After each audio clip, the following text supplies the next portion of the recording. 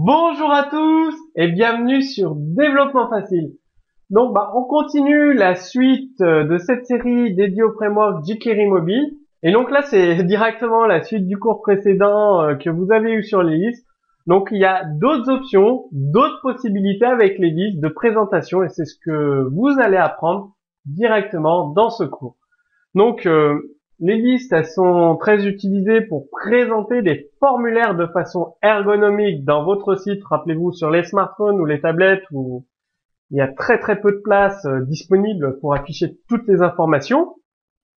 Et donc, pour améliorer le design de votre site, vous pouvez ajouter des vignettes, donc des images de taille 80 par 80 pixels. Il faut savoir qu'une image parle beaucoup mieux qu'un long discours. Donc, quand vous pouvez utiliser des petites vignettes des images, utilisez-les, ça va beaucoup mieux parler à vos utilisateurs. En plus, une image prend généralement moins de place qu'un texte.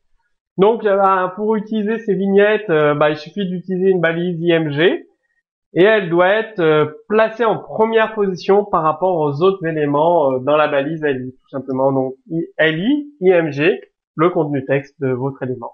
Voilà, comme vous avez sur l'exemple de code source avec où vous pensez à mettre le lien href, bien évidemment. Vous pouvez aussi ajouter des mini-icônes, des icônes sur vos listes. Donc les icônes, les vignettes, c'est plus grand, 80 pixels. Les icônes, c'est 16 pixels. Donc elles sont incluses dans une balise image, même principe. Et elles comportent en plus la mention classe UI li-icône. Donc ça fait appel à une classe CSS et ça va transformer votre icône dans l'élément. Donc je vous ai mis un exemple de code source pour tout simplement utiliser une icône dans un élément de votre liste. Vous avez également des petites bulles de comptage, donc ça peut être très utile pour informer vos utilisateurs. Si vous avez un programme de formation à vendre, vous pouvez donner le nombre de vidéos disponibles dans chaque module grâce à cette petite bulle de comptage ou le nombre de commentaires d'un article. C'est généralement utilisé pour le nombre de commentaires d'un article. Donc pour créer une bulle de comptage, vous utilisez une balise span tout simplement avec ajouter la classe CSS, classe UI-li count. Je vous ai mis un exemple de code source aussi, donc vous voyez li, href, module 1, span, le comptage, 13 cours. Voilà. On va voir tout ça à travers un exemple de code source à la fin de ce cours. Donc visuellement, ça va beaucoup plus vous parler. Donc jQuery Mobile également propose une fonction de recherche, c'est-à-dire si vous avez une liste avec énormément d'éléments comme tous les départements de France, l'utilisateur il va pas s'amuser à scroller, surtout qu'il est sur, rappelez-vous, un smartphone ou une tablette, donc ça va être trop long. Il y a un champ de recherche qui s'affiche. Dès que l'utilisateur commence à taper les premières lettres, la liste va se réduire d'elle-même et proposer uniquement les possibilités qui correspondent à la recherche de votre internaute. Donc c'est très très pratique pour afficher beaucoup d'informations dans une liste et les filtrer rapidement et simplement par l'internaute. Donc il suffit, jQuery Mobile propose l'attribut DataFilterText égale le critère de recherche alternatif, c'est-à-dire si vous avez des départements, l'utilisateur il peut taper la lettre du département ou le numéro. Donc vous avez deux critères de recherche. Je vous ai mis un exemple de code source ici. De toute façon, on va voir tout ça en pratique à travers un exemple de code source et visuel. Donc au tout début, vous avez la liste, donc la création d'un formulaire, tout simplement, nombre de places, voilà, renseigner, valider votre inscription. Donc on verra dans un autre cours comment créer les formulaires. Vous avez tout un tas d'options, oui, non, enfin c'est très visuel.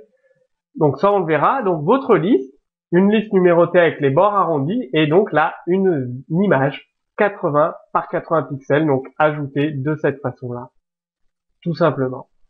Là, on peut dire, on peut mettre tous les départements de France. J'avoue, j'ai été un peu flemmard là-dessus. J'ai mis une dizaine, 10 départements. Et donc, quand vous tapez les premières lettres, la liste est automatiquement filtrée.